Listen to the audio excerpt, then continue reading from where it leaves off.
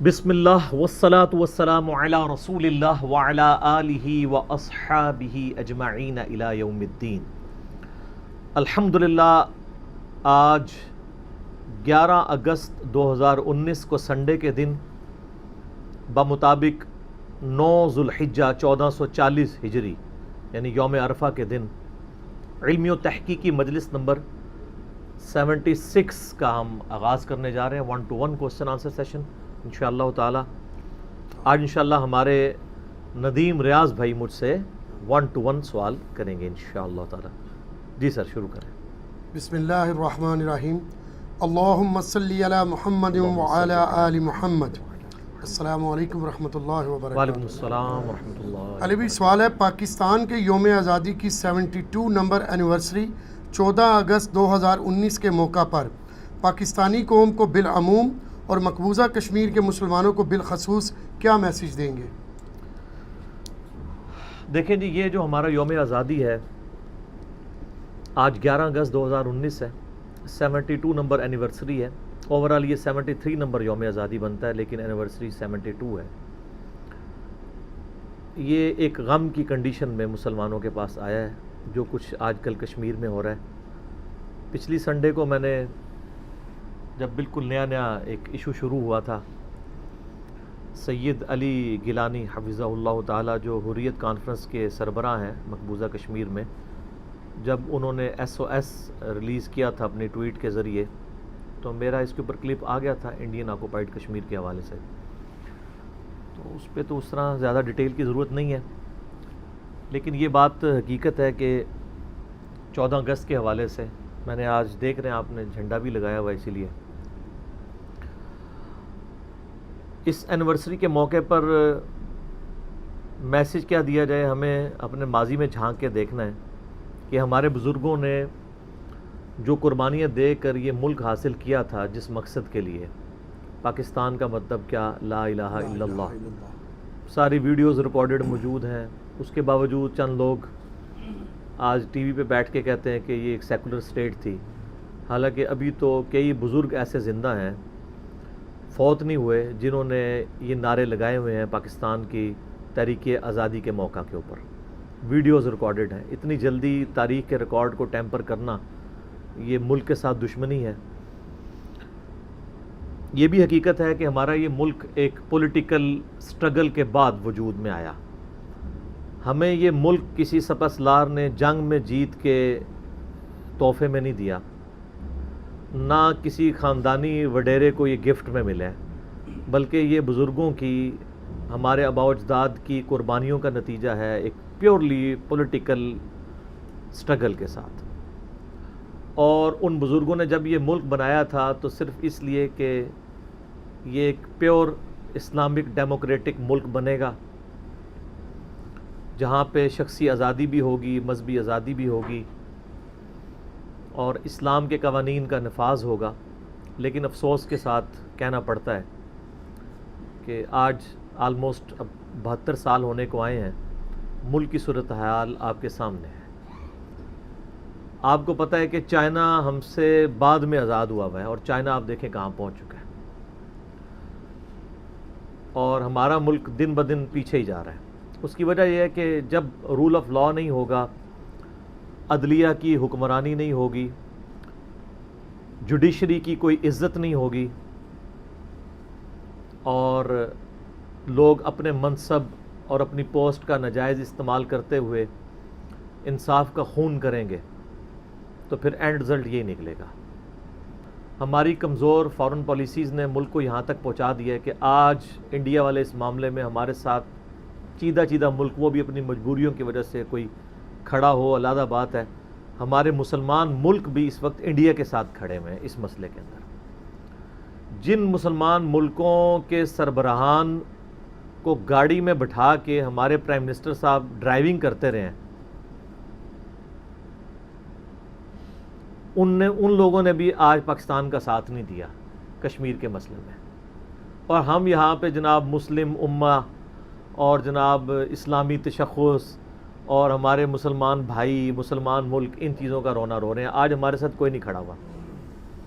अगर कोई थोड़ा बहुत खड़ा है तो एक एथियस्ट मुल्क, چائنا، اس کے بھی اپنے مفادات ہیں، اسے بھی کوئی ہم سے خاص ہمدردی نہیں ہے، کیونکہ پاکستان بہت بڑا اس اعتبار سے، یعنی آپ سمجھیں کہ ایک مالی منڈی ہے ان کے لیے.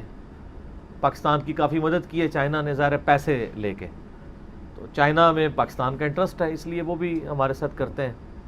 ادروائز ہمارے ساتھ کوئی ایسا سچ ملک کھڑے نہیں ہوئے. ٹرکی کے صدر کا چھوٹا موٹا ایک بیان آ گیا طیب اردگان کا، وہ تو ظاہر ہے بیچارہ جہاں کے بھی مسلمانوں کے خلاف آواز بلند ہوتی ہے وہ کھڑے ہوتے ہیں، وہ ایک انڈیویجول، ان کی رائے ہم سلام پیش کرتے ہیں. باقی ملیشیا کے جو پرائم منسٹر ہیں مہاتیر محمد، ان کا یہ بیان ہے کہ ہم صورتحال کو بغور دیکھ رہے ہیں. یعنی پتہ نہیں کیا وہ خوردبین لگا کے دیکھ رہے ہیں، ان کو نہیں پتہ کہ یو این او کی ریزولوشنز کیا ہیں کشمیر کے بارے میں.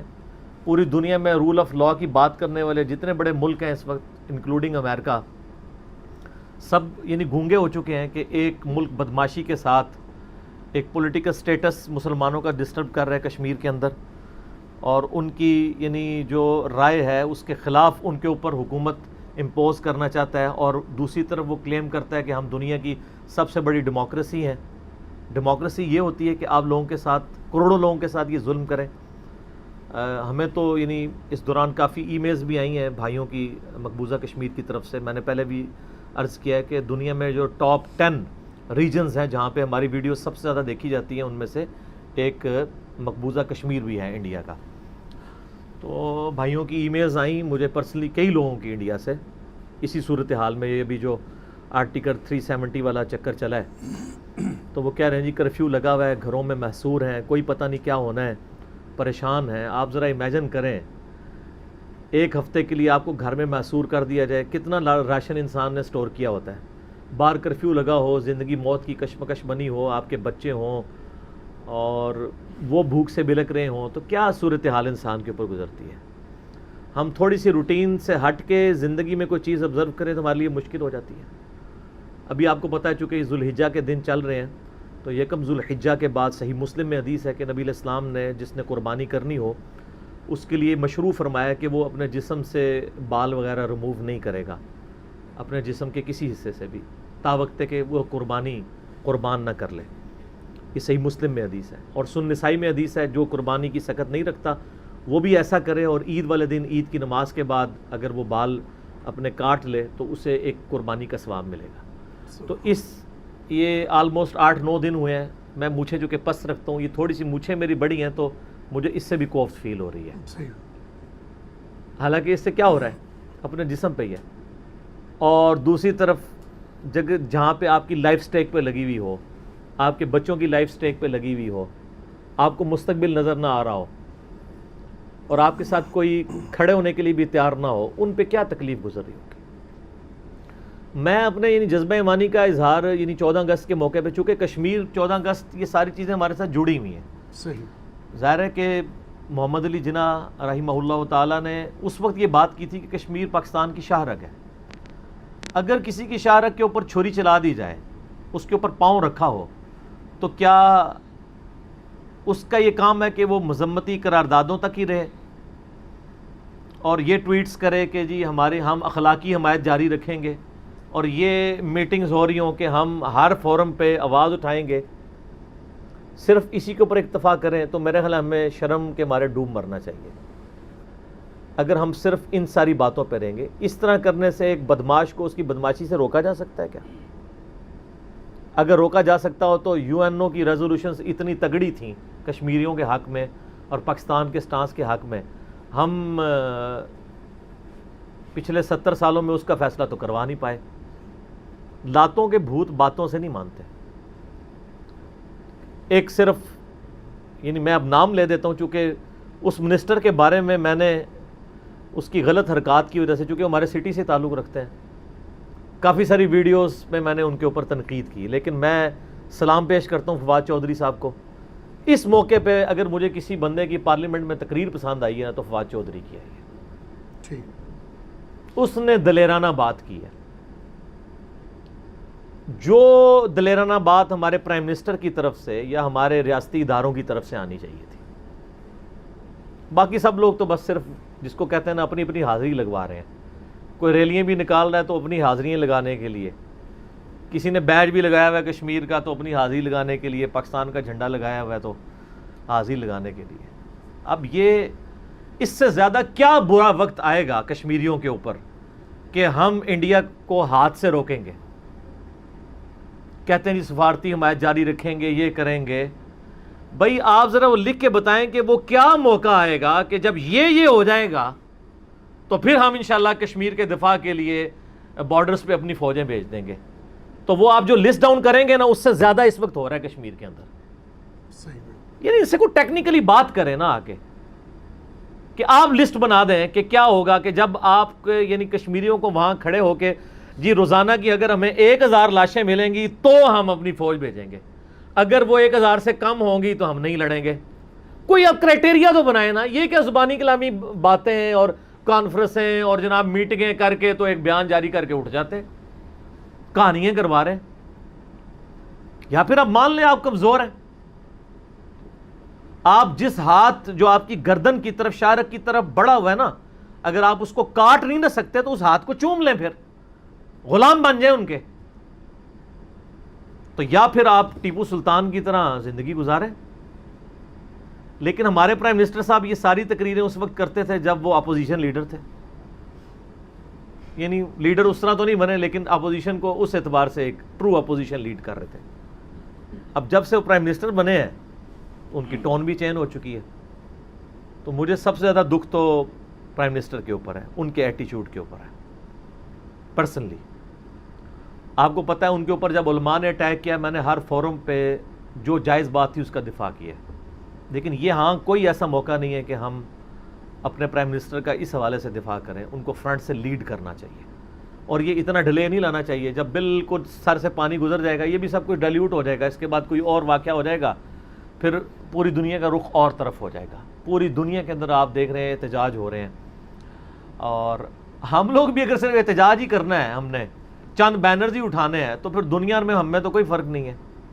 اور آپ کو پتہ ہے ہماری جو پاکستان کی فوج ہے دنیا میں ٹاپ 10 پروفیشنل فورس میں سے ایک ہے، فورسز میں سے، اور ہر طرح کے جدید اسلحے سے لیس ہے۔ اور ہماری فوج میں جو موریل بلند کیا جاتا ہے نا فوجیوں کا، جو لوگ کاکول اکیڈمی سے فارغ ہوئے ہیں ان سے ذرا پوچھئے کہ پورے کا پورا بلٹ اپ ان کا اینٹی انڈیا ہوتا ہے۔ ہمارے پاس جو موٹیویشن لیول ہے نا، اپنا ریلیجن تو اپنی جگہ ہے اسلام، جو دشمن کے طور پہ پریزنٹ کر کے ہماری فوج کو تیار کیا جاتا ہے نا، ایک آفیسر کو بھی، ایک سٹاف کے بندے کو بھی، جوان کو بھی، وہ اینٹی انڈیا، یہی نعرے لگتے ہیں۔ یعنی ہم نے پوری کے پورا ڈیفنس اپنا اینٹی انڈیا کے اوپر کھڑا کیا ہوا تھا، اور اس میں بھی بون آف کنٹینشن کشمیر۔ اگر آپ ایک لمحے کے لیے سوچیں کشمیر پاکستان کے پاس آ جائے، پھر پاکستان انڈیا کی دشمنی ختم۔ اگر کوئی سمجھتا ہے کہ اس کے علاوہ بھی کوئی دشمنی ہے تو وہ کوئی دشمنی نہیں ہے۔ ہمیں کوئی کشمیریوں کے ساتھ جو ہمدردی والا معاملہ ہے وہ اسلام کی وجہ سے، اور ان کے ساتھ ناانصافی ہو رہی ہے۔ ہم اولو العلم قائما بالقسط ہیں، انصاف کے ساتھ کھڑے ہوئے ہیں۔ ہمیں انڈیا میں رہنے والے کسی ہندو کے ساتھ کوئی ذاتی دشمنی نہیں ہے، ان کو بھی ہیومن ڈگنیٹی میں اسی طرح زندہ رہنے کا اس روئے عرض پہ حق ہے جتنا ایک مسلمان کو ہے۔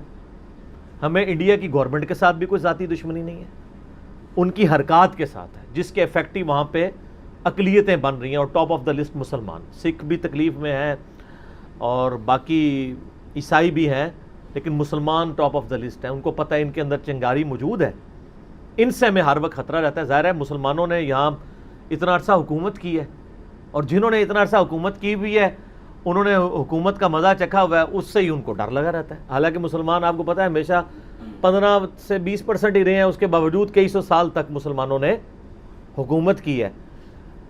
جو ہندو تھے وہ 80% تھے، اس کے باوجود حکومت مسلمانوں کے پاس رہی ہے۔ یعنی مغلیہ سلطنت آپ دیکھ سکتے ہیں، اسلامی حکومت تو نہیں تھی لیکن مسلمانوں کی تو تھی نا۔ میں تو اس کو اسلامی کہنے کے لیے تیار نہیں ہوں، اور میں سب سے زیادہ حق بجانے منہ کہ ایسی بات کروں، کیونکہ میرا خود تعلق مغلیہ خاندان سے ہے، لیکن میں اپنے اس خاندان کی بنیاد کے اوپر یہ تو نہیں کہوں گا کہ بھی اکبر کی حکومت اسلامی تھی اور اورنگزیب عالمگیر نے ایک فتاوی عالمگیری لکھوا کے باقی جتنے اس نے کرتوت کیے ہیں، ادھر اپنے بھائیوں کو قتل کروایا، باپ کو جیل میں ڈلوایا، بس ٹوپیاں سیتا رہا ہے، اور بس اس کی ٹوپیاں دیکھ کے میں دھوکہ کھا جاؤں، تو اس طرح تو نہیں ہوگا. ہم تو یعنی انصاف کے اوپر مبنی بات کریں گے. تو ہمیں نہ یعنی انڈیا کے ساتھ کوئی ذاتی دشمنی ہے، اصل مسئلہ ہے انصاف کا. اور وہ جو وہاں کی پبلک کا آئینی حق تھا، اتنے عرصے سے غصب کیا ہوا اور اب اس کی طرف آگے چلے گئے.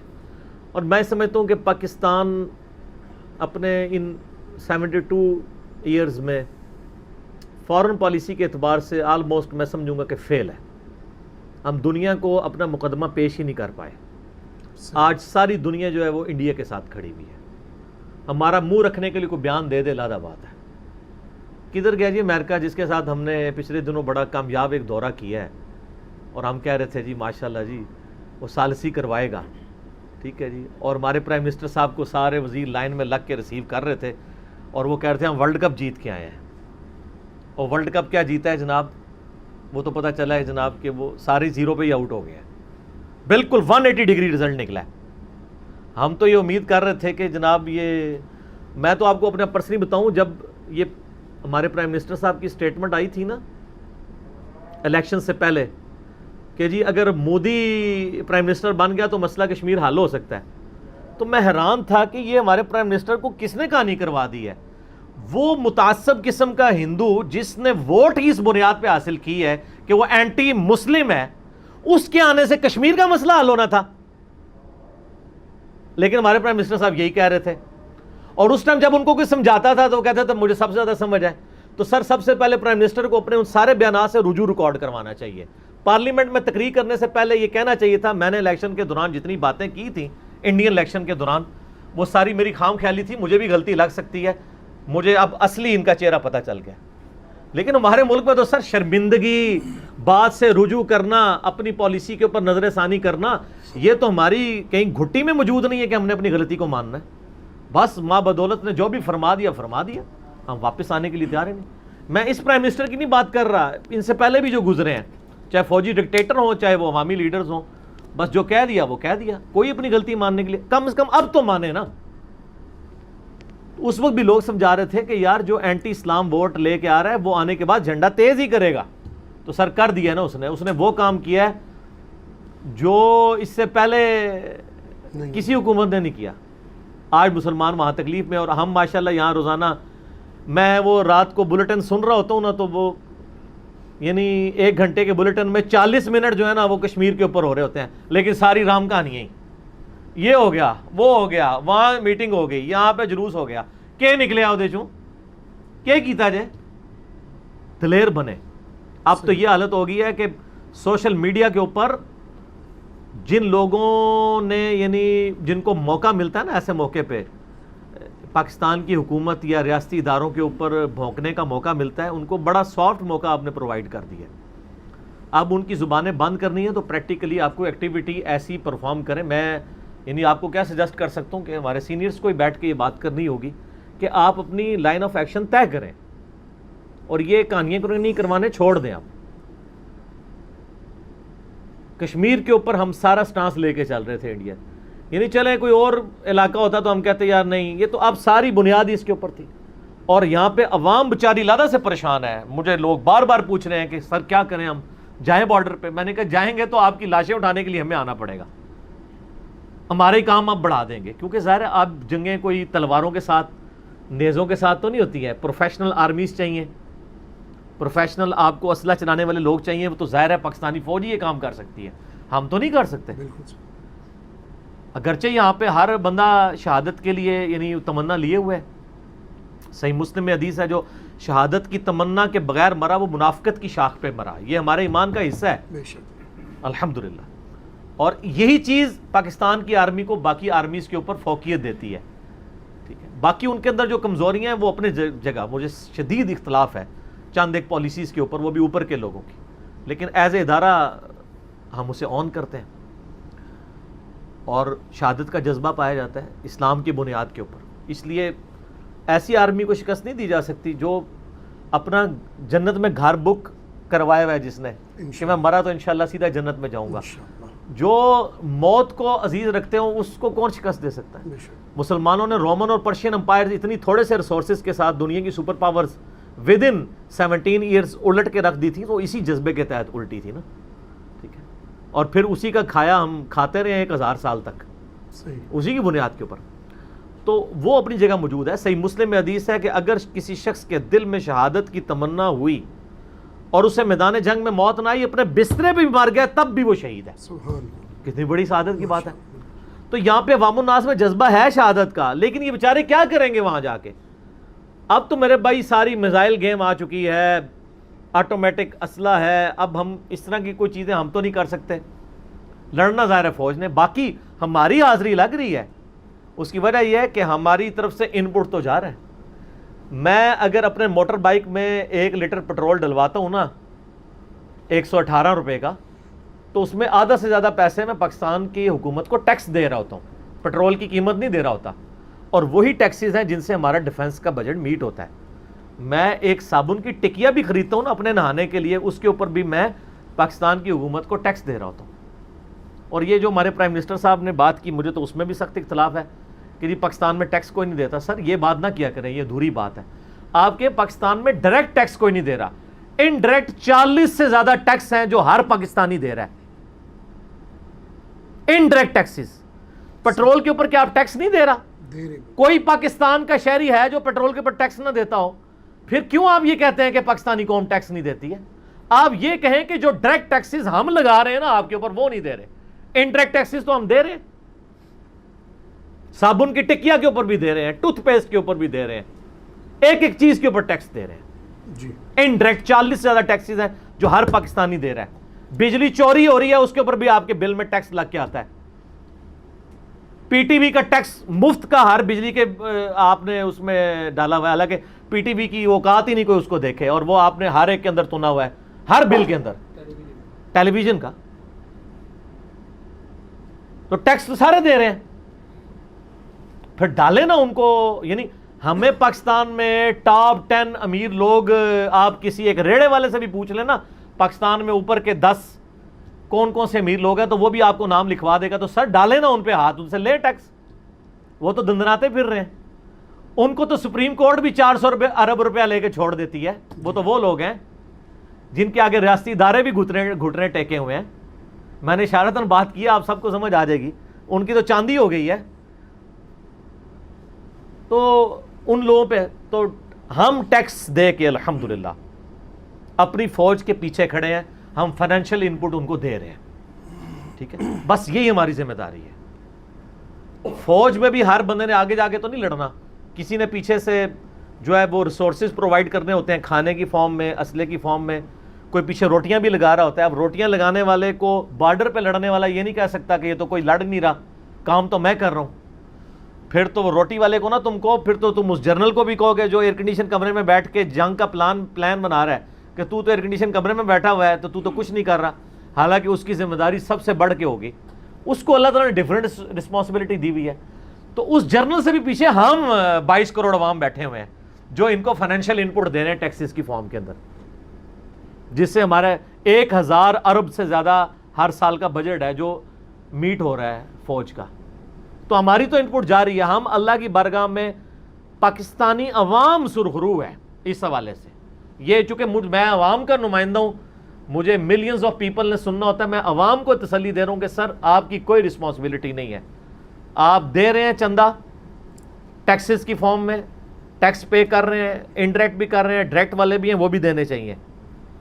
ہم تو ویسے ہی ملازم پیش ہیں, ہمارے تو زبردستی کٹ جاتا ہے, اس لیے تو ہم بانگے دول یہ کہہ دیں گے کہ ہم تو دے رہے ہیں الحمدللہ.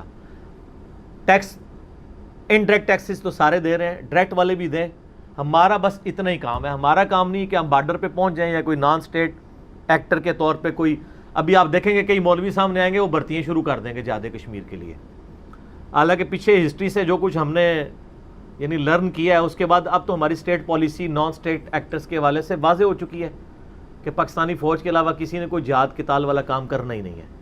تو میں اب ریاستی اداروں سے بھی اور خصوصاً پرائم منسٹر سے ریکویسٹ کروں گا کہ سر جس سسٹم کے ہم ڈسے ہوئے ہیں نا نان اسٹیٹ ایکٹرز کے, خدا کے لیے آپ دوبارہ یہ کام نہ کیجیے گا. کیونکہ دنیا تو اب یہی فورس ہی کر رہی ہے. جو ایکسپرٹس ہیں وہ آپ کو پتہ کیا کہہ رہے ہیں کہ دوبارہ سے نان اسٹیٹ ایکٹرز والا ایشو شروع ہو جائے گا کشمیر کے اس ریونج میں.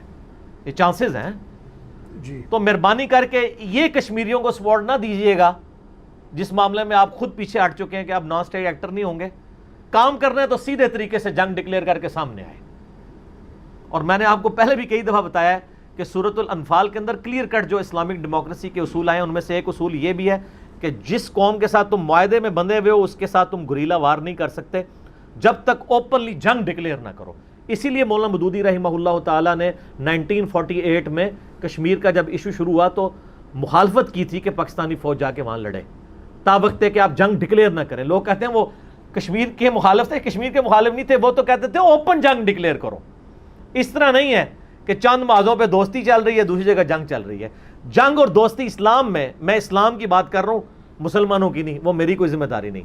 اسلام میں آپ نے جس سے جنگ کرنی ہے معاہدہ اوپنلی توڑنا ہے. اس کی میں آپ کو ایک مثال دیتا ہوں. اسی آیت کے کانٹیکسٹ میں جامعہ ترمذی میں ایک حدیث ہے سورۃ الانفال کی اس آیت کے کانٹیکسٹ میں کہ حضرت امیر معاویہ رضی اللہ تعالیٰ عنہ کے یعنی دور ملوکیت کے اندر رومن امپائر کے ساتھ مسلمانوں کا ایک معاہدہ چل رہا تھا. اس معاہدے کی مدت مکمل ہونے والی تھی, اس سے پہلے حضرت معاویہ نے فوج بارڈر پہ جا کے بٹھا دی کہ مثلاً کل کی ڈیٹ میں یہ معاہدہ ختم ہوگا تو ہم اچانک رومن امپائر پہ حملہ کر کے تو ان کے علاقہ چھین لیں گے. اچھا, کیونکہ ہم پھر آفیشلی جوڈیشری کی لینگویج میں بھی ٹھیک کر رہے ہوں گے جی فلاں تاریخ کو معاہدہ ختم ہوا ہے تو اس کے بعد ہی ہم نے حملہ کیا ہے. لیکن یہ ایک طرح کا دھوکہ بھی تھا. جب یہ معاملہ ہوا تو عین اس وقت میں ایک صحابی وہاں کھڑے ہوئے اور انہوں نے حضرت امیر معاویہ کو للکار دیا. انہوں نے کہا رسول اللہ صلی اللہ علیہ وسلم نے ہمیں منع کیا ہے, قرآن میں منع ہوا ہے کہ جب قوم کے ساتھ معاہدہ ہے تو اعلانیہ معاہدہ توڑنا ہوگا. ان بیچاروں کو تو وہ تو یہ ایکسپیکٹ کر رہے ہوں گے کہ اب یہ معاہدہ رینیو ہوگا, تم ان پہ حملہ کر رہے ہو تو حملہ کرنا ہے تو پہلے ڈکلیئر کرو کہ فلاں تاریخ کو معاہدہ ختم ہو رہا ہے, اس کے بعد جنگ کی تیاری کر لو. میدان جنگ میں بھی انہوں نے انصاف کا دامن نہیں جانے دیا اور انہوں نے جب یہ آواز بلند کی تو باقی ساتھیوں نے بھی ان کی گواہی دی. حضرت معاویہ کو اپنا ڈیسیژن واپس لینا پڑا. کیا بات ہے سر, یہ ہے اسلام. میدان جنگ میں بھی دنیاوی بینیفٹ نہیں دیکھا, قرآن کو فالو کیا. تو سر قرآن تو 1400 سال پہلے کہہ رہے نان اسٹیٹ ایکٹرز نہیں ہونے چاہیے. چلے آج 70 سال بعد ہمیں بھی سمجھ آ گئی.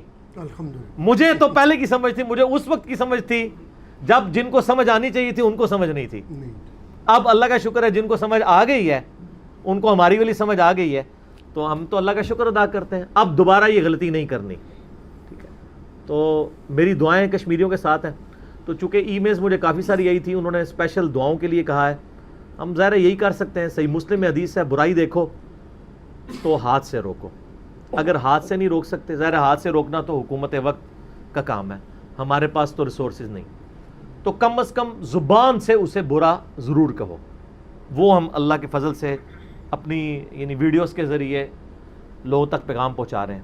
اور اگر زبان سے نہیں کہہ سکتے تو کم از کم دل میں برا جانو, لیکن یہ ایمان کا کمزور ترین درجہ ہے. ذالک اضعف الایمان, ضعیف ترین درجہ ہے.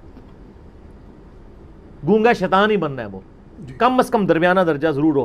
لیکن یہ میں عوام الناس کی بات کر رہا ہوں. حکومت ہاتھ سے روکے گی, اس کے بعد ریسورسز ہیں, ہم اپنی زبان سے روکیں گے. اور میں مسلمانوں سے یہ بھی ریکویسٹ کروں گا, اس وقت پوری دنیا کے انسانوں کی نظریں آپ پہ ہیں.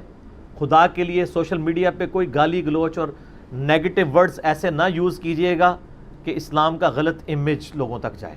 خدا کے لیے سورۃ الانعام میں ہے کہ لوگوں کے جھوٹے خداؤں کو گالی مت دو, وہ بغیر علم کے جہالت کے اندر تمہارے سچے خدا کو برا کہیں گے. تو ہمیں یہ اسلام نے باقاعدہ تعلیم دی ہے کہ ہم نے اس کو پازیٹیولی ایک دعوت کا ایک موقع ہے. باقی اس حوالے سے میں نے کافی ساری گائیڈ لائنز, ایک لیکچر ریکارڈ کرایا تھا روہنگیا مسلمانوں کی جینوسائیڈ سے ریلیٹڈ.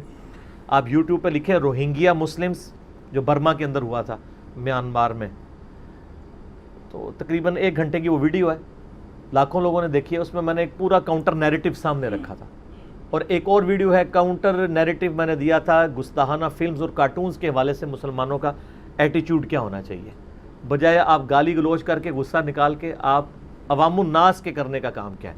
حکمرانوں کا کام تو اب ان کو اب کرنا پڑے گا. اب ان کو مسلمان ہیں اور وہ یہ سمجھتے ہیں کہ ہمیں آخرت عزیز ہے, تو سر پھر یہ لائف جو ہے نا یہ ایسٹ نہیں ہونی چاہیے, یہ لائبلٹی ہونی چاہیے آپ کے لیے. اور یہ بات تو اللہ تعالیٰ قرآن حکیم میں کرتا ہے نا سر, قرآن حکیم میں اللہ تعالیٰ یہودیوں کو اسی بات کا تانا دیتا ہے کہ اگر تم خدا کے بڑے محبوب ہو نا تو موت کی تمنا کرو نا، اور پھر اللہ تعالیٰ سورہ جمعہ میں فرماتے ہیں کبھی موت کی تمنا نہیں کریں گے۔ جو بندہ کہتا ہے کہ میں نے اللہ کے پاس جانا ہے، اصل زندگی آخرت کی ہے، تو وہ دنیا سے تو محبت نہیں کرے گا، مر تو جانا ہی ہے انسان جی کسی بھی طریقے سے موت آ جانی ہے، اپنے ٹائم پہ آنی ہے، لیکن کیا یہ اچھا ہو کہ زندگی جو ہے وہ اللہ کے لیے گزرے اور موت بھی اللہ کے لیے آئے، شہادت کی موت نصیب ہو، تو صرف یہ کہنے کی حد تک نہ ہو۔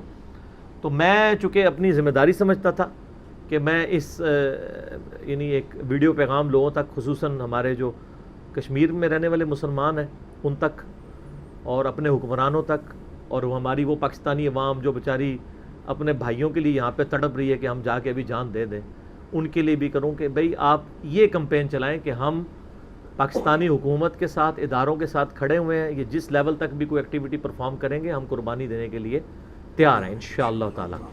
اور ظاہر ہے کہ یہ یعنی انڈین حکومت کو بھی بالکل کان کھول کے یہ بات سن لینی چاہیے کہ یہاں پہ 22 کروڑ انسان جو ہیں الحمدللہ، جن میں سے اکثریت مسلمانوں کی ہے، ایون نان مسلم بھی پاکستان کے لیے قربانی دینے کے لیے تیار ہیں۔ آپ کو پتہ ہے پاکستان میں کئی ایک لوگ جنہوں نے جنگ کے دوران جانیں دی ہیں ان میں غیر مسلم بھی شامل ہیں۔